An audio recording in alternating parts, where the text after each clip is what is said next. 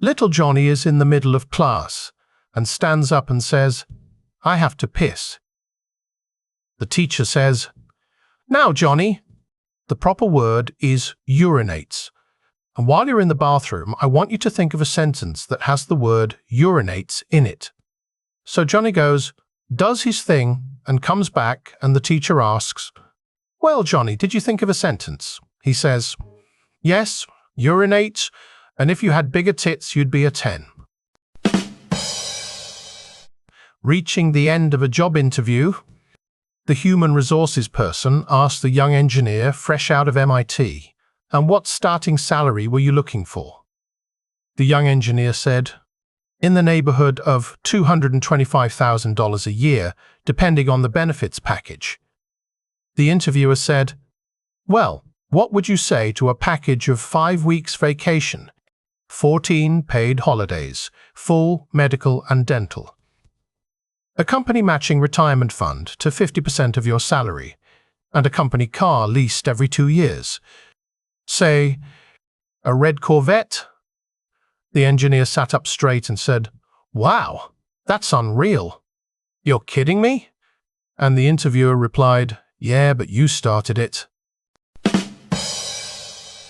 On his first day there, he takes off his clothes and starts to wander around. A gorgeous petite blonde walks by, and the man immediately gets an erection. The woman notices his erection, comes over to him and says, "Did you call for me?" The man replies, "No, what do you mean?" She says, "You must be new here, let me explain. It's a rule here that if you get an erection, it implies you called for me." Smiling, she leads him to the side of the swimming pool, lies down on a towel, eagerly pulls him to her, and happily lets him have his way with her. The man continues to explore the colony's facilities. He enters the sauna, and, as he sits down, he farts. Within minutes, a huge, hairy man lumbers out of the steam room toward him. "Did you call for me?" says the hairy man. "No, what do you mean?" says the newcomer. "You must be new," says the hairy man. "It's a rule that if you fart, it implies that you called for me." The huge man easily spins him around, bends him over a bench, and has his way with him. The newcomer staggers back to the colony office, where he is greeted by the smiling, naked receptionist. "May I help you?" she says. The man yells, "Here's my membership card. You can have the key back, and you can keep the $500 membership fee." "But mister," she replies, "you've only been here for a few hours. You haven't had the chance to see all our facilities." The man replies, "Listen, lady, I'm 68 years old. I only get an erection once a month. I fart 35 times a day." "Now, son," said his father, "let's see how much you've learnt in maths. What's 2 and 2? After a moment, the boy replied, 4. "Good," replied his father, "but let's try and be a little quicker. What's 4 and 4? This time the boy counted on his fingers and replied, 8. "Okay," said Dad patiently, "but try not to use your fingers. Put your hands in your pockets." "Now, what's 5 and 5? After a few moments of fumbling, the boy replied, 11. An elderly man had owned his large farm in Louisiana for many years. Right at the back of the farm, there was a large pond that was ideal for swimming. The old farmer had fixed it up real nice, with picnic tables, horseshoe courts, and some apple and peach trees. One evening, the farmer decides to go down to the pond to look it over, as he hadn't been down there for a while. Before setting off, he grabs a 5-gallon bucket as he decides he'll bring back some fruit. As he nears the pond, he can hear voices shouting and laughing with glee. Clearly, someone is having a good time.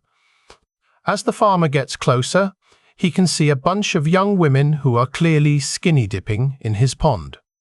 He makes the women aware of his presence, and immediately they all swim over to the far end.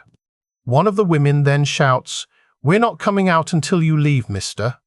The farmer replies, "Ladies, I didn't come down here to watch you swim naked or make you get out of the pond.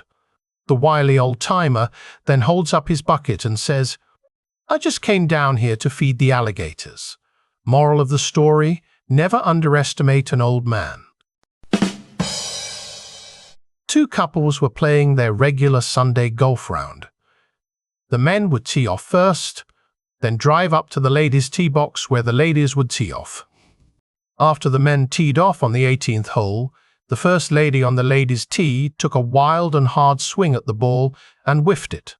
She tried to hit it as far as the men just did and trumpeted a loud fart, swinging with way too much force. No one said a word.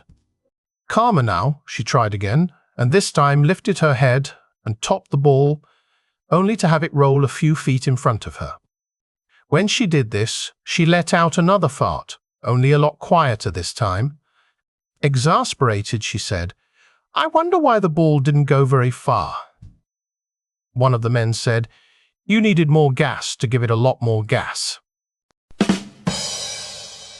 A guy goes into the US Postal Service to apply for a job. The interviewer asks him, Are you allergic to anything? He replies, Yes, caffeine. I can't drink coffee. Okay, have you ever been in the military service? Yes, he says. I was in Afghanistan for one tour. The interviewer says, That will give you 5 extra points toward employment. Then he asks, Are you disabled in any way? The guy says, Yes. A bomb exploded near me and I lost both my testicles. The interviewer grimaces and then says, Disabled in your country's service. Well, that qualifies for extra bonus points. Okay, looking at the regulations, you have got enough points for me to hire you right now. Our normal hours are from 8 in the morning to 4 in the afternoon. You can start tomorrow at 10 in the morning and plan on starting at 10 in the morning every day. The guy is puzzled and asks, If the work hours are from 8 in the morning to 4 in the afternoon, why don't you want me here until 10 in the morning? This is a government job, the interviewer says. For the first 2 hours, we just stand around drinking coffee and scratching our balls. No point you coming in for that. An old lady is turning 100. She is in great health for her age and regularly walks to the market, post office and the bank with no problems. Since she is living in a small town, it is a big deal for the town. On her birthday, she is visited by the mayor, who presents her with a badge honoring her as the oldest person in the town. There is also the local TV station doing a report for the evening news about her. The reporter asks her, What is your secret for a long and healthy life?